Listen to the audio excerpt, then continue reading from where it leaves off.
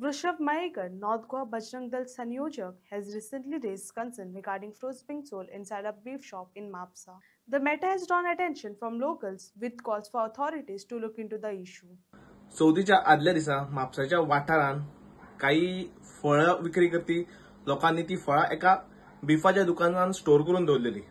आम्ही सदांच बजरंग दल खंयचो सण येयलो काय सदांच आग्रह लोकांका करता की ही फळां फुलां किंवा भाजी जो सण मनयता तेजे कडल्यान घेवपाची. ताचे मुख्य कारण म्हणजे कारण हे जे हिंदू धर्मदेवशी लोक असतात ते त्यांचा मुख्य उद्देश म्हणजे आमचो धर्म भ्रष्ट करप. श्रावण असो एक पवित्र म्हयनो आसता. आम्ही सगळे लोक हिंदू लोक म्हयनोभर मांसाहार खायनात, पवित्र पाळटात, गणपतीक फूल घालतकूच मागीर कितें ते सोंपता आमचे. पण हे जे आमचे धर्म भ्रष्ट करपा खातीर हे लोकांचो उद्देश आसा हे मुद्दमून अशें करतात. कितें आसतात ही फळां फुलां भाजी आयज कशें आसा आमच्या घरांत सुद्धा जेन्ना आमची माता किंवा भगिनी मासीक पाळीच्या वेळार आमी त्यांच्या हातचे फूल सुद्धा देवाक घालिनात.